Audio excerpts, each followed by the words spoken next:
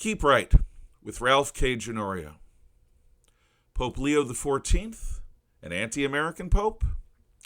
Many Americans and Roman Catholics around the world are hailing the election of Cardinal Robert Francis Prevost as Pope Leo XIV, Chicago-born, and with a lifetime of service shepherding Roman Catholicism in Peru.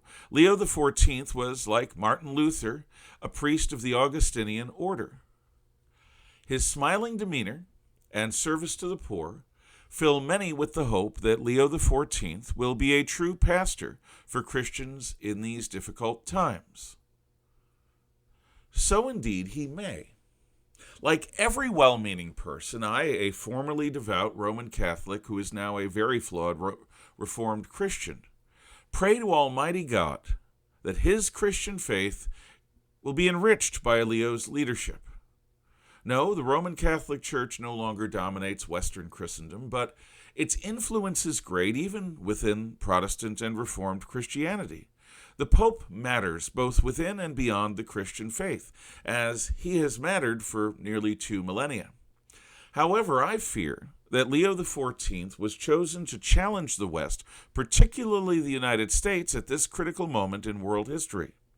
There are precedents for a pope being chosen because the College of Cardinals believed that a particular historical crisis required a very specific type of man as pontiff. As the Second World War loomed on the horizon, the Papal Secretary of State, Cardinal Eugenio Pacelli, was elected Pope Pius XII. As a young papal nuncio in Bavaria during the brief period of the Communist Bavarian Soviet, Pacelli developed a clear understanding of the satanic evil that is communism. As a diplomat, Pacelli negotiated concordats between several nations and the Roman Catholic Church. It was believed that Pacelli would be uniquely qualified to face the crisis posed by Hitler and Stalin to the faithful. There are several popular libels authored by leftists claiming that Pius XII was Hitler's pope because he did not engage in a futile virtue signaling in the face of Hitler's conquests and policies. Instead of empty gestures, Pius XII acted with expedition and grace to protect both Catholics and Jews in several German-occupied nations during the war. There is also compelling evidence that Pacelli, recognizing the unique evil in German National Socialism, set in motion secret efforts which culminated in the Stauffenberg plot to assassinate Adolf Hitler. During the Cold War, Pope Pius XII placed Roman Catholic Christianity firmly on the side of the free world. For example, he supported the anti-communist and pro-Christian efforts in Soviet-dominated Hungary of Cardinal Joseph Mindzelski, efforts which nearly led to Mindzelski's martyrdom. Sorry about the pronunciation. Pius XII was also a great opponent of leftist attempts to harmonize Roman Catholicism with the modern world. Pius's successor, Pope John XXIII, convened Vatican Council II. Vatican II promulgated precisely the kinds of policies opposed by Pius XII. In effect, it led the Church to abandon many significant traditional Roman Catholic understandings and practices in an effort to be relevant in today's contemporary world. His successor, Pope Paul VI, implemented these reforms. When Pope Paul VI died in 1978, the Roman Catholic Church, like all mainline Christian denominations, was shaking in the aftermath of ecumenical modernizing efforts such as Vatican II. Vatican II had led to a dramatic reduction in vocations, calling young men and women to become priests, monks, and nuns throughout the Western world. It also was followed with a conspicuous downturn in church attendance by the laity. Instead of unity behind Catholic traditions, the post-Vatican II Church was deeply divided. Latin American Liberation Theologians were playing leading roles in communist revolutions throughout Central and South America.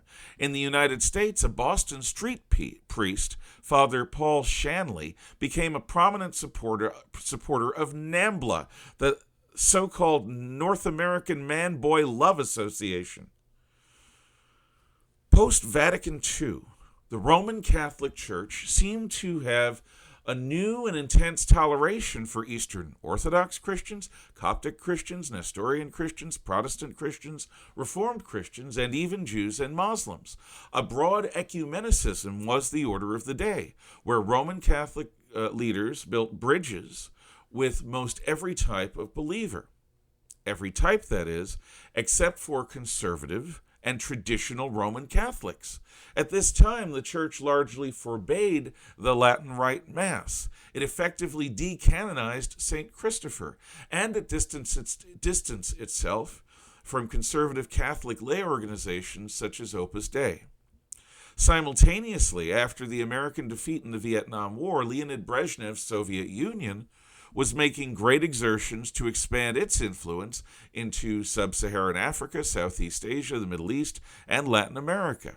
Its efforts in Eastern Europe had crushed any dissent, sometime with tanks, for decades. And its fellow Marxist totalitarian communist police state, the People's Republic of China, was conducting the greatest mass murder in human history, Mao's Cultural Revolution. The College of Cardinals had elected Cardinal Albino Luciani of Venice to try to heal the divisions within the Roman Catholic Church post-Vatican II. Sadly, Pope John Paul I died a mere 33 days after his election to the pontificate. So Cardinal Karol Wojtyla of Poland was elected and took the name John Paul II. He was uniquely qualified to take on the dual challenges of his time, both within and beyond the Roman Catholic Church. He worked to bring the Latin American Liberation Theologian revolutionaries to heel. Famously, in 1983, he traveled to the heart of Catholic communism, Sandinista, Nicaragua. There, he criticized the clerical revolutionaries and their Marxist masters to their face. He worked assiduously to limit the power and scope of religious orders most prone to engage in leftist revolutions, such as the Jesuits. He strove to bring the Church into a consistent position, affirming the dignity of human life in all circumstances, where he opposed abortion, the death penalty, and totalitarianism. John Paul's efforts did reverse the public fragmentation of the Church without ending its divisions. Throughout the Soviet Empire, Pope John Paul II worked to undermine totalitarianism and promote human dignity.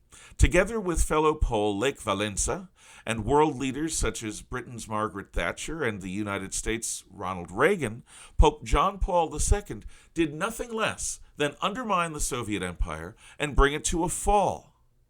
One way that he did this was by using the Soviet signing of the 1975 Helsinki Accords on human rights against them. John Paul boldly pointed out communist hypocrisy about the brutality of their rule and their many crimes against humanity.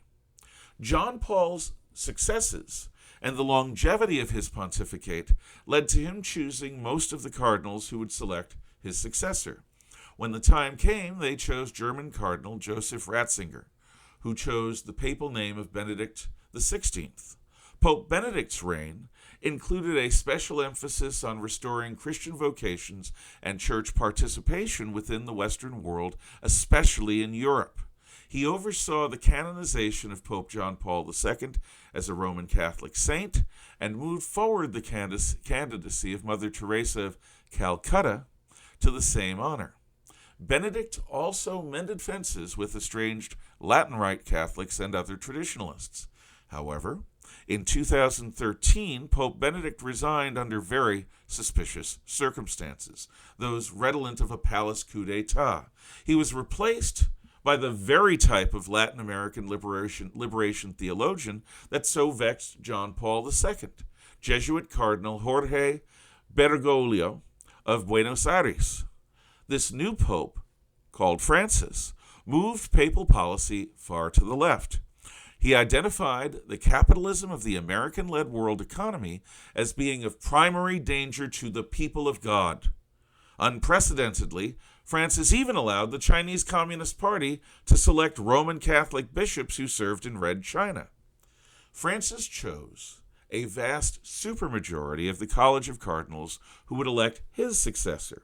Pope Leo XIV may very well have been chosen by the Latin American Liberation Theology wing of the College of Cardinals to do to the United States what Pope St. John Paul II did to the Soviet Union.